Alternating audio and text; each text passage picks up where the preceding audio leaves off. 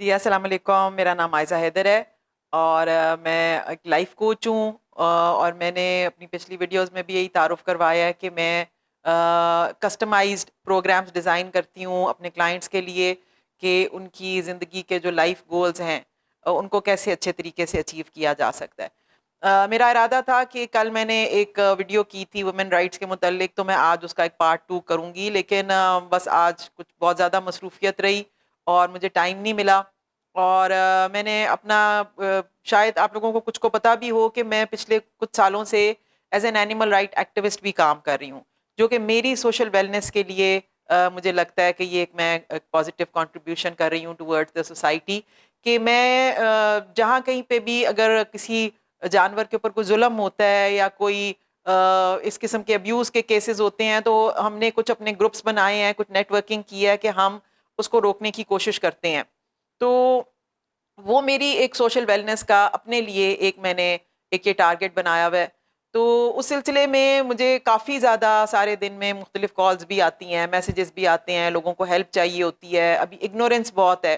اور لوگوں کو اپنے رائٹس کا پتہ نہیں ہوتا، لاز کا پتہ نہیں ہوتا، تو وہ بھی ایک سائڈ بائی سائڈ میری ایک چیز چل رہی ہوتی ہے کہ وہ میں کانسٹنٹلی اس میں کچھ نہ کچھ گروپس میں اور لوگوں کو پھر ان کے ساتھ میں ان کانٹیکٹ ہوتی ہوں۔ تو مجھے افسوس یہ ہوتا ہے کہ ہم اپنے آپ کو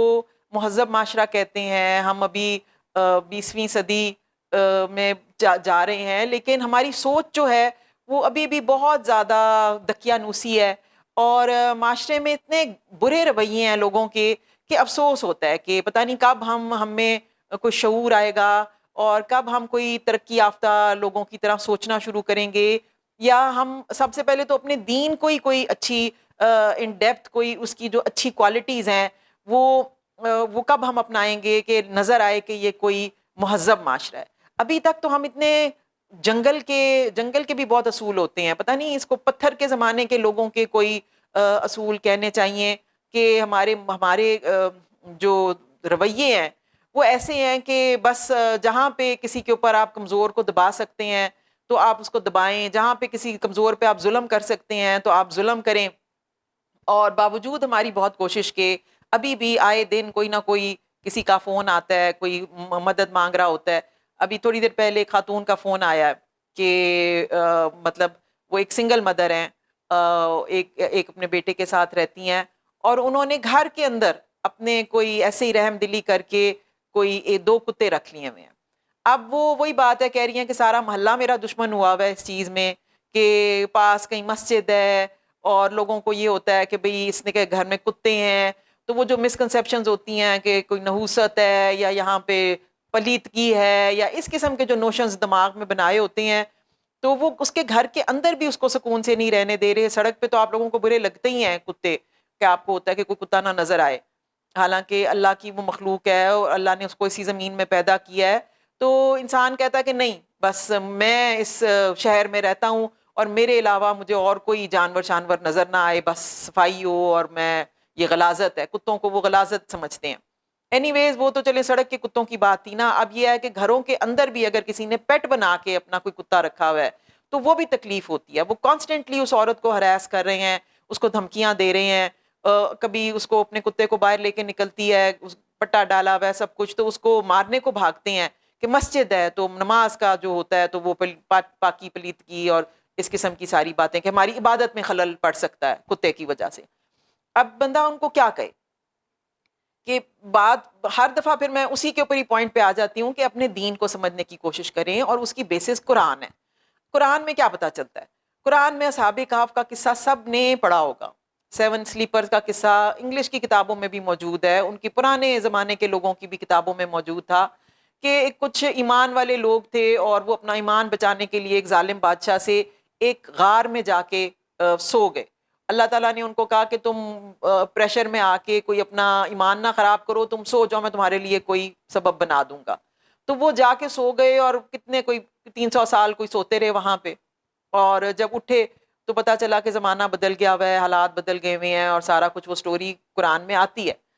لیکن ان کا کیا تھا کہ اس کہانی سے ہمیں پتا چلتا ہے کہ ان کی غار کے اندر ان کے ساتھ اللہ نے حفاظت کے لیے کتا رکھا ہوا تھا، اور اس کو کتے کو ان کا اصحاب کہا گیا، ان کا کمپینین کہا گیا، کہ وہ غار کے اندر سمجھیں کہ جب کوئی جھانکتا تھا، ایک غار میں وہ سوئے ہوئے تھے سلیپرز، تو پہلے اس اندر ان کو اندھیرے میں ایک نظر آتا تھا کہ کوئی جانور سا بیٹھا ہوا ہے، تو وہ ڈر کے مارے وہ اندر اس کے جاتے نہیں تھے، اور وہ آرام سکون سے جو 7 سلیپرز تھے وہ وہاں پہ سوئے رہے. تو اللہ نے تو کتے کا باقاعدہ ایک طرح سے اس کو اتنی عزت دی کہ اس کو کہا کہ وہ ان کا ساتھی ہے، جو کہ وہ ایمان والے لوگ تھے جو سوئے ہوئے تھے، اور ان کے ساتھ ان کے اندر غار میں موجود رہا. غار کے باہر نہیں بیٹھا ہوا تھا، غار کے باہر بیٹھا ہوتا تو وہ تو ظاہر نظر آ جاتا ہے کتا ہے، اسے تو اتنی کو ڈرنے کی ضرورت نہیں تھی.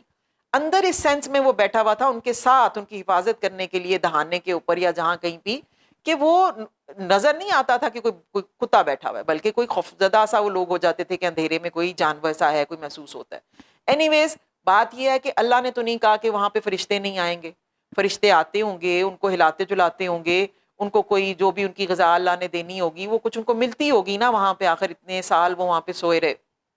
تو اللہ نے تو ان کو نجس اور ناپاک اور یہ سارا کچھ نہیں کہا. پھر اس کے بعد اللہ تعالیٰ ایک اور آیت کے اندر یہ کہتے ہیں کہ بھئی یہ جو شکاری کتے تم جو ان کو سکھاتے ہو، سدھارتے ہو کہ شکار کو کیسے پکڑنا ہے، تو تمہیں تو یہ علم نہیں آتا تھا، میں نے تمہیں یہ چیز سکھائی ہے. اور اس کے بعد جب وہ اپنے منہ سے پکڑ کے لاتے ہیں شکار تو وہ حلال ہوتا ہے، وہ آپ کو کوئی ذبح وغیرہ کرنے کی بھی ضرورت نہیں ہوتی، وہ آپ کے لیے حلال ہوتا ہے، اس کو وہ آپ بالکل کھا سکتے ہیں. چاہے وہ کتا جو ہے وہ اپنے ہاتھوں سے تو نہیں پکڑ کے لاتا، اپنے منہ سے ہی پکڑ کے لاتا ہے نا. تو کوئی نہیں اللہ نے کہا کہ وہ اب لعاب لگ گیا تو یہ نجس ہو گئی یا چیز، اس کو پھینک دیں یا کر دیں. تو قرآن آپ کو کوئی اس قسم کی باتیں نہیں بتا رہا جو آپ پھر قرآن کی تعلیمات ایک طرف چھوڑ کے اور چیزیں جو کوئی آپ نے پڑھی ہوتی ہیں ان کو ایک پوری بیسس بنا لیتے ہیں. اب کہاں لکھا ہوا ہے کہ یہ کوئی مسجد کے قریب اگر کوئی کتا رہے گا تو اس کا مطلب ہے کہ آپ کی عبادت نہیں ہو سکتی، آپ پلیت ہو جائیں گے، یا آپ اس رستے سے گزریں گے تو ناپاکی لگ جائے گی؟ کہاں یہ باتیں لکھی ہوئی ہیں؟ وہ جو جس چیز کو اللہ تعالیٰ قرآن میں کوئی منع نہیں کر رہے، کوئی اس کو پوائنٹ آؤٹ نہیں کر رہے، الٹا وہ اس چیز کو اللہ کی بنائی ہوئی مخلوق ہے. اور میں چونکہ جانوروں کے حقوق کے لیے کام کرتی ہوں اور ویٹ سے بھی ملتے ہیں، ہماری بہت زیادہ سیمینارز اور چیزیں ہوتی رہتی ہیں اویئرنیس کے لیے بھی. آپ پوچھیں جو یہ جو ڈاکٹرز ہوتے ہیں، ویٹس ہوتے ہیں جو ان کا علاج کرتے ہیں جانوروں کا، کہ یہ کس حد تک ایک یہ سوفسٹیکیٹڈ جانور ہے جو یہ کتا ہے، کیسی کیسی سینسز اس کو اللہ تعالیٰ نے دی ہوئی ہیں، کتنے زیادہ ان کے، اگر انسان کے اندر کوئی ملین نیورونز ہوں گے تو ان کے پتہ نہیں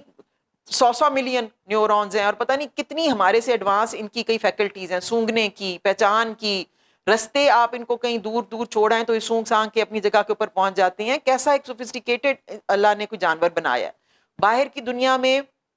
بے شمار طریقوں سے جانوروں کو سدھایا جا رہا ہے اور ان سے کام لیا جاتا ہے.